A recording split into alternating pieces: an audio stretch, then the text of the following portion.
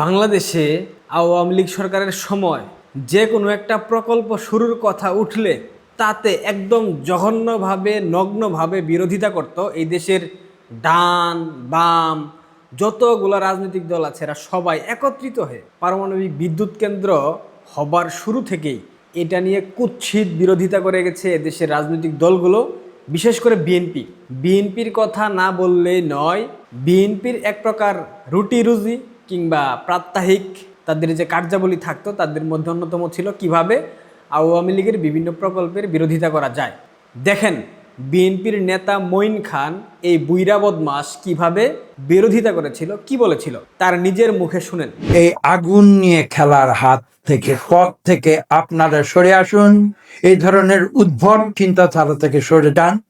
আজকের দুনিয়াতে nuclear power নিয়ে আমরা প্রতিষ্ঠা করেছি, এটা নিয়ে বাহাদুরি করার কিছু না। বিনীতভাবে এই সরকারকে অনুরোধ করব, এই আগুন নিয়ে খেলার হাত থেকে পথ থেকে আপনারা সরে আসুন, এই ধরনের উদ্ভট চিন্তাধারা থেকে সরে যান।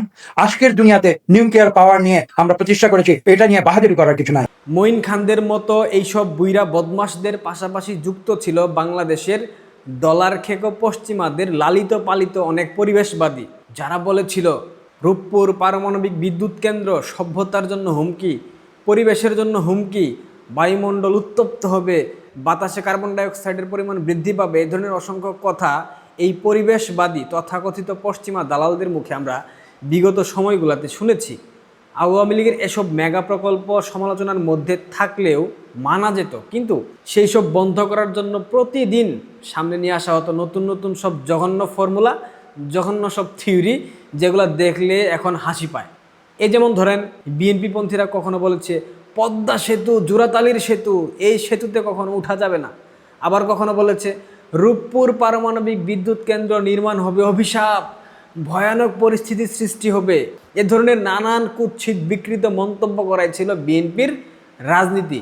এইসব করে তারা ভাবতো বাংলাদেশের রাজনীতি তারা করে ফেলেছে, বাংলাদেশের মানুষের ম্যান্ডেট তারা অর্জন করে ফেলেছে। কিন্তু প্রকৃত সত্য এই মুহূর্তে বাংলাদেশের মানুষের সামনে এসে ধরা দিচ্ছে যে বিএনপি যা যা করেছে সব কিছু করা ছিল তাদের রাজনৈতিক এজেন্ডার একটা বিশেষ অংশ। 2023 সালের একটা সংবাদ সম্মেলন করে বিএনপির কেন্দ্রীয় নেতারা জানিয়েছিল পারমাণবিক বিদ্যুৎ কেন্দ্র প্রকল্পটি অপ্রয়োজনীয় এবং এই প্রকল্পকে বাচ্চা ছেলের কাজ হিসেবে আখ্যা দিয়েছিল এই বিএনপির তথাকথিত বুইরা বদমাশরা। বিএনপি দেশের সোলার টারবাইন কিংবা গ্রিন এনার্জি নিয়েও কম বিদ্রুপ করেনি, বিরোধিতা করেনি, অথচ বর্তমান এই যে জ্বালানি সংকট, এই সংকটে এসে এইসব প্রকল্পে টিকে আছে। এইসব প্রকল্পের উপর বিএনপি এখন নির্ভরশীল, অথচ সেদিনের সেই বিএনপি সরকার এখন প্রকট বিদ্যুৎ সমস্যা সমাধানে এই পারমাণবিক বিদ্যুৎ কেন্দ্রের উপরে ভরসা করছে, এক প্রকার করতে বাধ্য হচ্ছে। কিন্তু বিএনপির সিনিয়র নেতা আব্দুল মঈন খান নামক এই বোকাচোদা এখন আর সেই পারমাণবিক বিদ্যুৎ কেন্দ্রকে অপ্রয়োজনীয় কিংবা বাচ্চাদের কাজ বলে মনে করে না। এখন তো আওয়ামী লীগ ক্ষমতায় নাই। আওয়ামী লীগের ক্ষমতাকালীন সময়ে আওয়ামী লীগ যাই করতো সব কিছুই হতো শিশু বাচ্চাদের কাজ। এখন হয়তো বা বলবে এটা তো জনগণের বাপের টাকায় তৈরি করা হয়েছে। তো মঈন খান সাহেব, জনগণের বাপের যেহেতু এত টাকা আছে, তাহলে নতুন করে কয়েকটা পদ্মা সেতু বানান, মেট্রো রেল বানান, পারমাণবিক বিদ্যুৎ কেন্দ্র নির্মাণ করে দেখান। জনগণের বাপের যদি এতই টাকা হয়, তাহলে এখন তেল, গ্যাস অর্থাৎ জ্বালানি সংকট বাংলাদেশে কেন দেখা দিচ্ছে? কেন বাংলাদেশের মানুষ জ্বালানি সংকটে ভুগছে? এখন কেন তারা জ্বালানি কিনতে পারে না? টাকা তো অনেক আছে। খুব ইন্টারেস্টিং একটা ব্যাপার হলো, বর্তমানে দেশের তীব্র জ্বালানি সংকটে রাশিয়ার তেল গ্যাস অর্থাৎ জ্বালানি কিনতে মার্কিনীদের অনুমতি নিতে হচ্ছে বর্তমান সরকারকে, অথচ শেখ হাসিনা পারমাণবিক বিদ্যুৎ কেন্দ্র নির্মাণ করেছেন, কারো অনুমতি তিনি নেন নাই। এমনকি সেই করোনা ভাইরাসের সময় রাশিয়ার জ্বালানির উপর বাংলাদেশ নির্ভরশীল ছিল। বঙ্গবন্ধু কন্যা শেখ হাসিনা রাশিয়া থেকে প্রচুর পরিমাণ জ্বালানি আমদানি করেছেন, কারো অনুমতি তিনি নেন নাই। ঠিক এসবের খেসারত হিসেবে এদেশের মানুষ তাকে উপহাস করেছে, 5 আগস্ট ঘটিয়েছে এবং তার আন্ডার গার্মেন্টস নিয়ে উলঙ্গ নৃত্য করেছে। এমনকি তাকে উল্লাস করে হত্যা করতে না পারার আফসোস তাদেরকে কুরে কুরে খেয়েছে বিগত সময়গুলোতে আমরা দেখেছি। বাংলাদেশে যা কিছু ভালো, ওই স্বাধীনতা যুদ্ধ থেকে শুরু করে আজকের বাংলাদেশে যা যা প্রাপ্তি, যা কিছু অর্জন করা হয়েছে সব কিছু হয়েছে বাংলাদেশ আওয়ামী লীগের হাত ধরে। আবার এই আওয়ামী লীগ নামক দলটাকেই সব থেকে বেশি রক্ত দিতে হয়েছে, এই দলের নেতাকর্মীদেরকেই সেই বাংলাদেশ নামক রাষ্ট্রের প্রারম্ভ থেকে শুরু করে আজ অবধি সব থেকে বেশি রক্ত দিতে হয়েছে সেই ভাষা আন্দোলন, গণ অভ্যুত্থান, ৭১-এর মহান মুক্তিযুদ্ধ, সব সময় বাংলাদেশ আওয়ামী লীগকে বেশি ত্যাগ করতে হয়েছে। ২০২৪ সালের ৫ আগস্টের সেই তথাকথিত জঙ্গি অভ্যুত্থানের পর যে ত্যাগ বাংলাদেশ আওয়ামী লীগ করেছে, এটা বাংলাদেশ আওয়ামী লীগের রাজনৈতিক ইতিহাসের একটা বিশেষ অংশ। শুধুমাত্র ত্যাগ না, সব থেকে বেশি কুৎসিত ষড়যন্ত্র, বিরোধিতা, এইসবের মুখোমুখি হতে হয়েছে বাংলাদেশ আওয়ামী লীগ নামক গণমানুষের এই দলটাকেই। পদ্মা সেতু, metro rail, tunnel, elevated expressway, Rampal বিদ্যুৎ কেন্দ্র, এমন একটা প্রকল্প দেখান যেটার কুৎসিত বিরোধিতা বিএনপি কিংবা জামায়াত করে নাই। পারবেন দেখাতে? পদ্মা সেতুর ঋণ পর্যন্ত বন্ধ করে দিয়েছিল এই দেশের লোকেরাই, অন্য কোনো দেশ থেকে এসে কিন্তু ষড়যন্ত্র করে নাই। যেখানে সবার প্রথম যে নামটা চলে আসে, ডক্টর ইউনূস, পদ্মা সেতুর অর্থায়ন বন্ধ করে দিয়েছিল।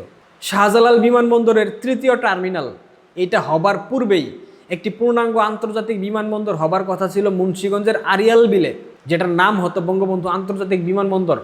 বৈদেশিক বিনিয়োগকারীও ঠিকঠাক ছিল, কিন্তু এই প্রকল্পকে হতে দেয়নি বাংলাদেশের ডান বাম দলগুলা, এই তথাকথিত পরিবেশবাদীরা, যারা পশ্চিমাদের ডলার খেয়ে মন্তব্য করতে আগ্রহী, মন্তব্য করে। এরা সবাই সম্মিলিতভাবে একত্রিত হয়ে এই প্রকল্প বাস্তবায়ন করতে দেয় নাই। অথচ এখন দেখেন, হাতে পায়ে ধরেও কোনো বিদেশি বিনিয়োগ আনা যাচ্ছে না, যেটা শেখ হাসিনার সরকারের সময় অবাধে আনা যেত। হাতে কিংবা পায়ে ধরতে হতো না, এমনিতে বিনিয়োগ চলে আসতো, কারণ দেশ স্থিতিশীল ছিল, যেটা এখন নাই। অনেকেই আওয়ামী লীগ সরকারের ক্ষমতাকালীন নানান বিষয় নিয়ে কাটাছেঁড়া করেন, সেটা করতেই পারেন, এটা আপনার গণতান্ত্রিক অধিকার। কিন্তু কেউ কি কখনো প্রশ্ন তুলেছেন তত্ত্বাবধায়ক সরকারের বিষয়ে প্রথম কারা বাংলাদেশে কুকীর্তি করেছিল? কারা নির্বাচন কমিশনকে নিজেদের সংগঠনে রূপান্তর করেছিল? কারা ১.৫ কোটি ভুয়া ভোটার বানিয়েছিল? ৯০ দশকে সব কয়টা রাজনৈতিক দল মিলেই তো স্বৈরাচার বিরোধী আন্দোলন করেছিল, তাই না? অথচ প্রথম দফায় বিএনপি ক্ষমতায় আসার পরই ৯৬-এ যে পোলটি মেরেছিল, নিজেরা একক বিতর্কিত নির্বাচন, এই নির্বাচনের মাধ্যমে ক্ষমতায় যাওয়ার বন্দোবস্ত, ক্ষমতায় গেল, এরপর ১২ দিন পর লাথি খেয়ে ক্ষমতা থেকে সরে গিয়েছিল। অর্থাৎ ৯৬ নির্বাচনে বিএনপি ১২ দিন ক্ষমতায় থাকতে পেরেছিল। ২০০১ সালে শেখ হাসিনা কিন্তু শান্তিপূর্ণভাবে বিজয় মিছিলের মধ্য দিয়ে ক্ষমতা হস্তান্তর করে নির্বাচন দিয়েছিলেন। কিন্তু ২০০৪ সালে বিএনপি জামাত জোট সরকার কি করেছিল? ২১ আগস্টের গ্রেনেড হামলা কারা ঘটিয়েছিল? কোনো ভূতে আইসা ২১ আগস্ট বাংলাদেশে ঘটায় নাই। জজ মিয়া নাটক কারা সাজিয়েছিল? ২০০১ থেকে ২০০৬ সাল পর্যন্ত ২১,০০০ আওয়ামী লীগের নেতাকর্মীকে হত্যা করেছিল কারা? জেল জুলুম নির্যাতন করা হয়েছিল লাখ লাখ নেতাকর্মীকে, কারা করেছিল? আপনারা কেউ প্রশ্ন তুলেছেন আওয়ামী লীগ কেন ওই লগি বৈঠা আন্দোলন করেছিল? কখনো জানতে ইচ্ছে হয়েছে? বিএনপি জামাত জোট সরকার প্রধান বিচারপতিকে অর্থাৎ KM হাসান তার বয়স জালিয়াতি করে নিজেদের লোক অর্থাৎ তাকে তত্ত্বাবধায়ক সরকারে বসানোর ষড়যন্ত্র না করলে বাংলাদেশে কখনোই তত্ত্বাবধায়ক সরকারের দরকার ছিল না, এবং বাংলাদেশে কখনোই 1/11-এর প্রেক্ষাপট সৃষ্টি হতো না। অর্থাৎ বাংলাদেশে 1/11 ঘটেছে বিএনপির যাবতীয় অপকর্মের কারণে, তত্ত্বাবধায়ক সরকার নিয়ে নাটক মঞ্চায়ন করার কারণে। অথচ এখন দায় আসে আওয়ামী লীগের উপর। বঙ্গবন্ধুর মৃত্যুর দিন কয়েক পাউন্ডের কেক কেটে উল্লাস করে কারা? কাদের দলীয় প্রধানের ৪টা জন্মদিন? এখন চোখ বুলিয়ে আপনারা কেউ দেখবেন না, দেখেন না সারা দেশে আওয়ামী লীগের নেতাকর্মীদের যেভাবে নির্যাতন করা হচ্ছে, এমনকি সাধারণ সমর্থকদের উপর জেল জুলুম নির্যাতন, এমন কোনো অপকর্ম নাই যেটা করা হচ্ছে না। এগুলা কারা করতেছে? সব রাজনৈতিক দল মিলেই তো করতেছে। আর এদের নেতৃত্ব দিচ্ছে কারা? নিঃসন্দেহে বিএনপি। এইসব আপনারা কেউ দেখেন না। আচ্ছা, এত কিছু বিএনপি করেছে অতীতে, এখনো করতেছে, এগুলো আর কি রিপিট হবে না? তাহলে তো প্রশ্ন আসবে, শুরুটা কে করেছিল, কে করছে? প্রত্যেকবার আপনি ঢিল ছুড়বেন আর আপনাকে শাসন করলে তখন বলবেন থাক আর আমি খেলবো না। ঠিক তখনই মনে পড়ে গণতন্ত্র আর সৌহার্দ্যের কথা। এর আগে মনে পড়ে না? বাংলাদেশ আওয়ামী লীগ এবং বাংলাদেশের সাধারণ মানুষের সব থেকে বড় দুর্ভাগ্য জানেন? বাংলাদেশে আওয়ামী লীগের একটা অংশীদারিত্বমূলক এবং সমকক্ষ বিরোধী দল নাই। আপনি প্রতিবেশী রাষ্ট্র ভারতের দিকে লক্ষ্য করেন, সেখানে বিজেপি এবং কংগ্রেস সারাদিন পারস্পরিক সমালোচনা করবে, ঝগড়া করবে, কিন্তু রাষ্ট্রীয় ইস্যুতে অর্থাৎ ভারতের ইস্যুতে দুইটা দল সবসময় একমত থাকে। রাশিয়ার সঙ্গে সম্পর্ক কিংবা মার্কিনীদের সাথে সম্পর্কের যে টানপূরণ, দুইটা দলের অংশগ্রহণ ছিল দেখার মতো।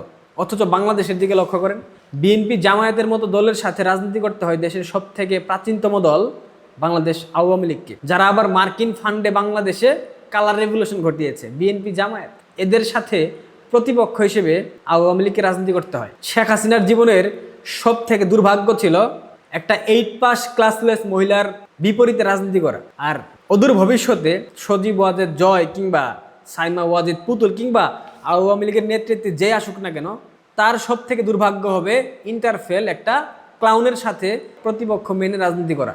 এর থেকে দুর্ভাগ্য বাংলাদেশ আওয়ামী লীগ এবং বাংলাদেশের মানুষের দ্বিতীয়টি হতে পারে না, হবে না। বাংলাদেশে মার্কিন যুক্তরাষ্ট্রের ফান্ডিংয়ের মাধ্যমে বিএনপি জামায়াত নেতৃত্ব দিয়ে কালার রেভলিউশন ঘটিয়েছে, এটা তো আমাদের কথা না, স্বয়ং ডোনাল্ড ট্রাম্প তিনি বলে দিয়েছেন। মাইক বেঞ্চ মার্কিন পররাষ্ট্র দপ্তরের সাবেক কর্মকর্তা তিনি বলেছেন এইসব দল অর্থাৎ বিএনপি জামায়াতের নিজস্বতা বলতে কোনো কিছু নাই। এদের হেডকোয়ার্টার কখনো করাচি, কখনো ইসলামাবাদ, কখনো ওয়াশিংটন।